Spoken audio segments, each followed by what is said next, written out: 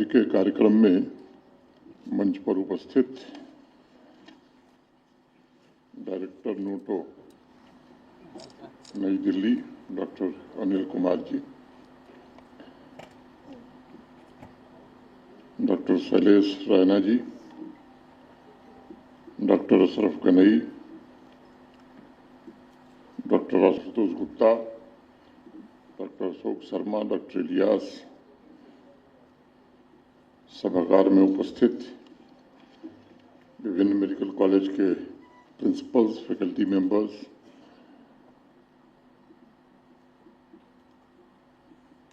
Donors के सभी परिवारजन, देवियों, सज्जनों और मित्रों, मैं आपके समक्ष गहरी कृतज्ञता और गहन श्रद्धा के साथ इस अत्यंत अर्थपूर्ण और महत्वपूर्ण अवसर नमन दिवस पर उपस्थित हो पाया हूं। गत वर्ष मैंने भी खुद को पंजीकृत किया था और आज मैं स्वयं मानवता की सेवा करने के जीवनदायी अवसर के भाव के साथ आपके बीच उपस्थित हूं। मुझे लगता है कि नमन दिवस कोई औपचारिक कार्यक्रम नहीं है, बल्कि उन आत्माओं का एक पवित्र संगम है जिन्होंने स्वयं के दुख, दर्द और अपने नुकसान की सीमाओं से परे जाकर असाधारण साहस और प्रेम के साथ एक अनजान व्यक्ति को जीवन देने का फैसला किया।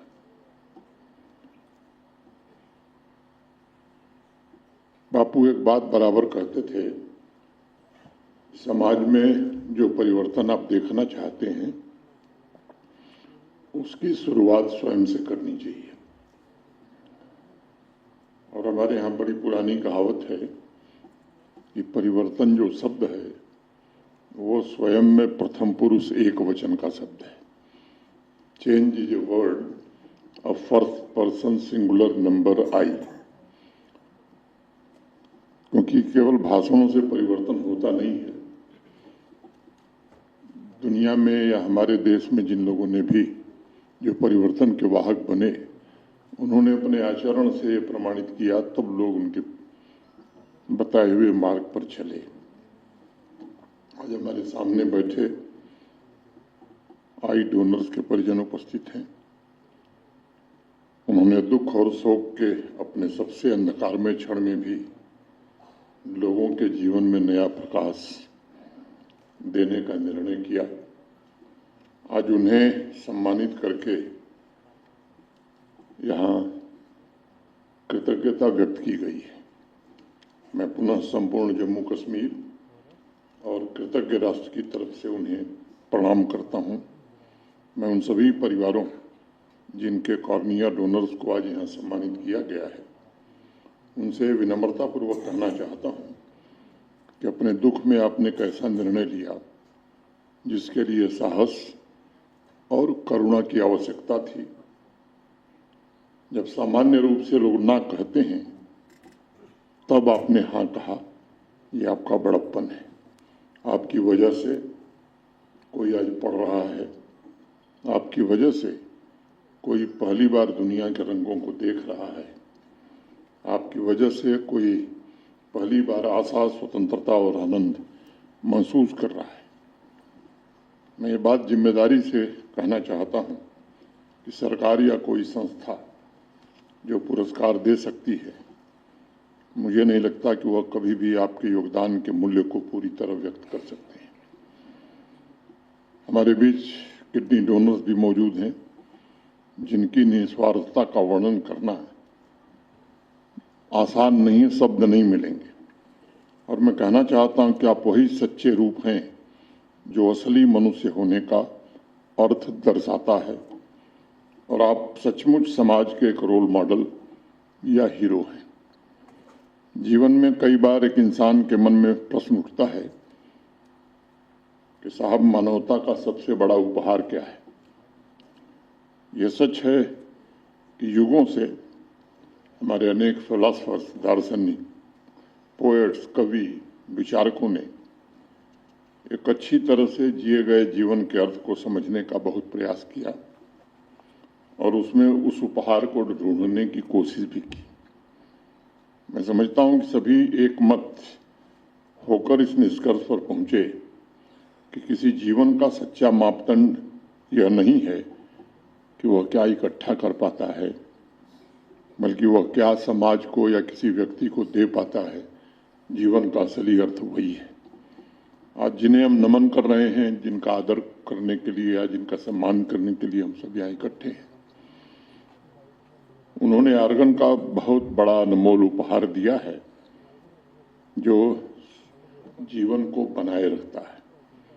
अगर हम ऑर्गन डोनेशन के इतिहास और उसके टेक्निकल पहलू को देखें तो कैडेवर ऑर्गन डोनेशन या मृत व्यक्ति का अंगदान, जिसे हम आम बोलचाल की भाषा में ब्रेन डेथ के बाद अंगों को जरूरतमंदों के प्रत्यारोपण के लिए दान करना कहते हैं, वह एक निश्चित रूप से बहुत ही महान कार्य है।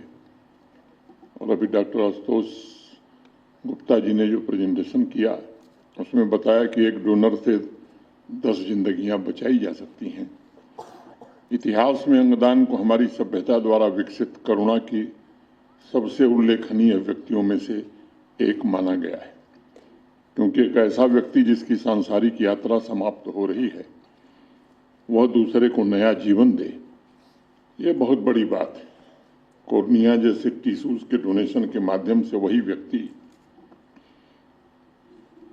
अन्य लोगों में आंखों की रोशनी को पुनर्स्थापित कर सकता है, उसकी गरिमा और सम्मान को लौटा सकता है और एक बच्चे की मुस्कान या सूर्योदय को देखने की सरल खुशी वापस भी ला सकता है। कई बार लोग मेडिकल प्रोसीजर की टेक्निकलिटीज और आंकड़ों में उलझ जाते हैं, लेकिन मैं मानता हूं कि हर आंकड़े के पीछे एक नाम होता है, एक चेहरा होता है और एक परिवार होता है। आप कल्पना कीजिए कि किसी एक डोनर का हार्ट जब किसी और के सीने में धड़कता है तो उससे बड़ी मानवता का करुणामय स्वरूप मैं समझता हूं कोई देख नहीं सकता। जब एक डोनर की किडनी किसी दूसरे व्यक्ति के रक्त को, खून को शुद्ध करती है, मुझे लगता है तब पूरा अस्तित्व कृतज्ञता से भर जाता है। जब एक डोनर की कॉर्नियाज उस दुनिया को देखती हैं जिसे उनका मूल स्वामी अब नहीं देख सकता, तब वह सिर्फ मेडिकल प्रोसीजर का मामला नहीं रह जाता, वह प्रेम के माध्यम से पुनर्जन्म को दर्शाता है।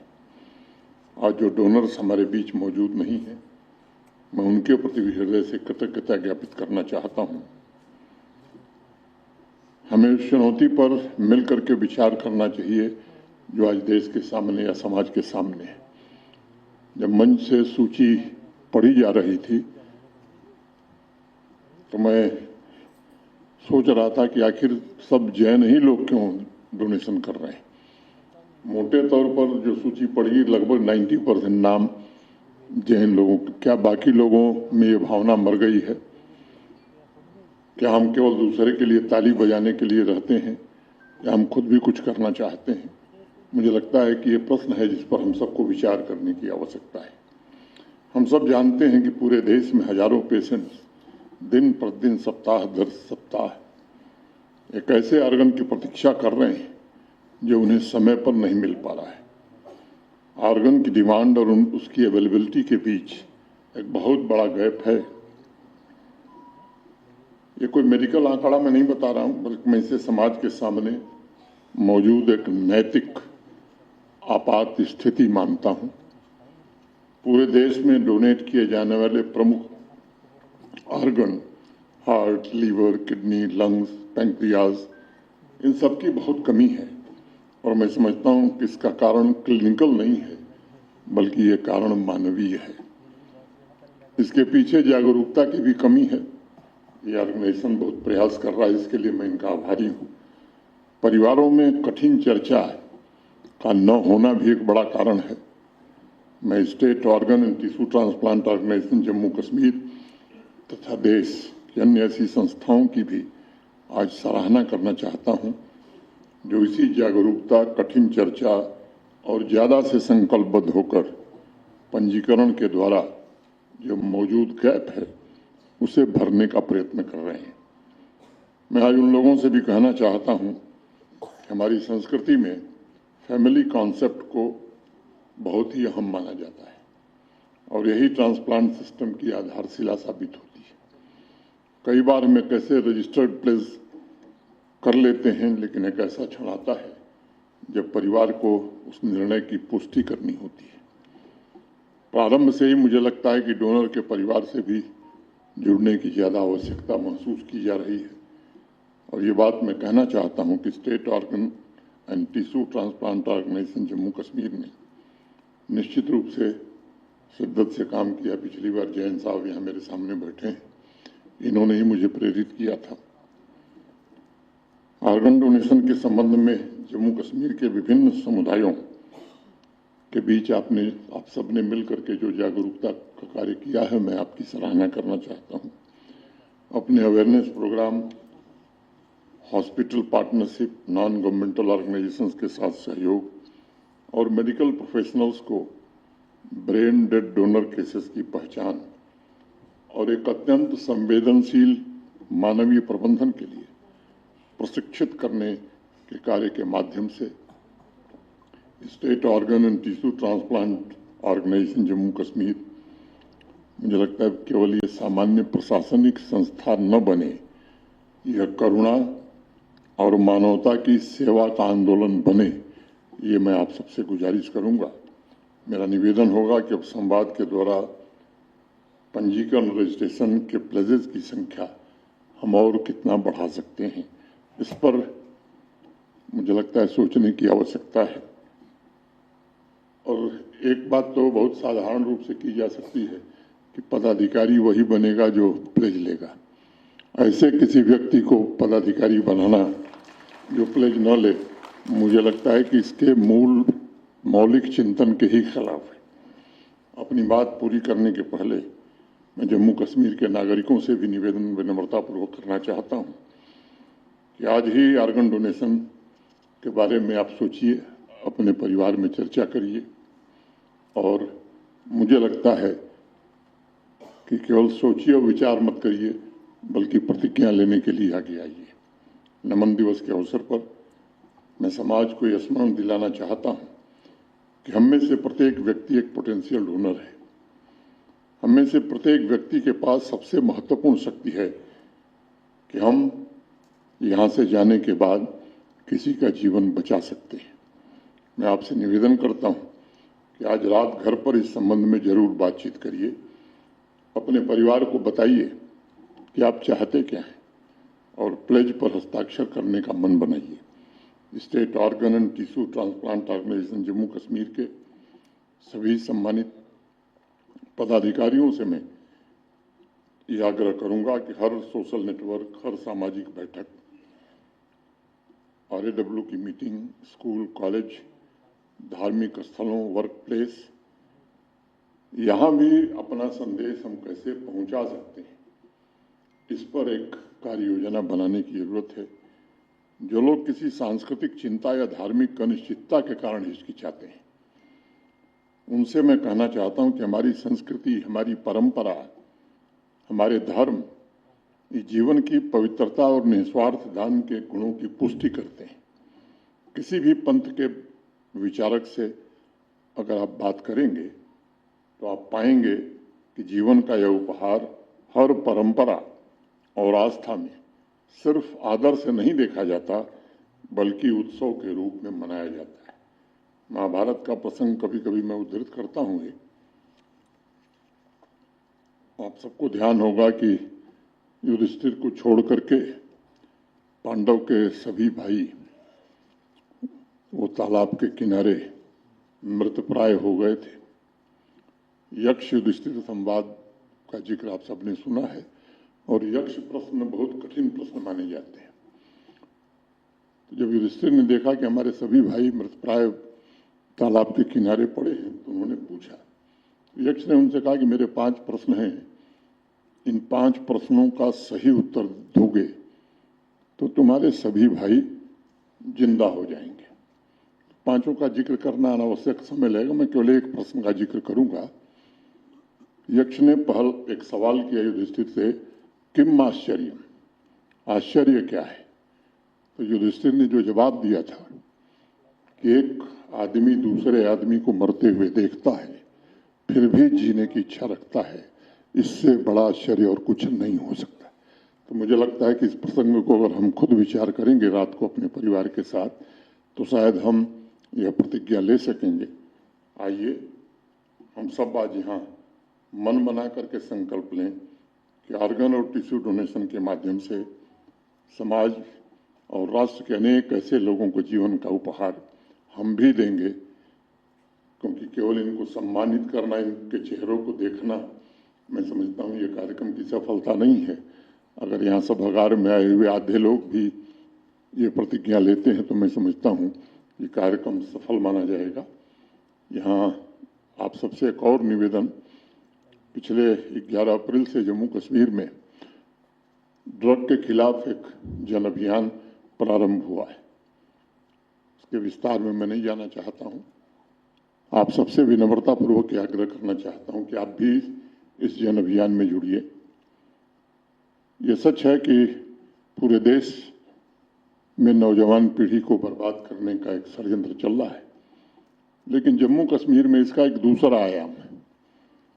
हमारा जो पड़ोसी मुल्क है वो जम्मू कश्मीर की केवल युवा पीढ़ी को बर्बाद करने के लिए नहीं कर रहा है, बल्कि नशे के तस्करों या नशे तस्करी से जो पैसा बनता है उससे आतंकवादियों के लिए हथियार खरीदे जाते हैं, नौजवानों को गुमराह करके रेडिकलाइज कराया जाता है।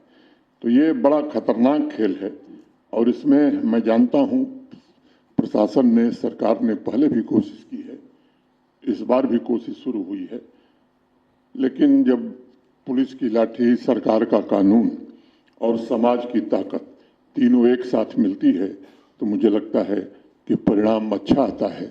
और वही कोशिश है। मैं आप सबसे आग्रह करूंगा कि इस अभियान में आप सब सहयोग दीजिए। एक बात मैं आपको जरूर भरोसा देता हूं कि कोई नशा का तस्कर पाताल में भी होगा तो वो बच नहीं पाएगा। बहुत बहुत धन्यवाद।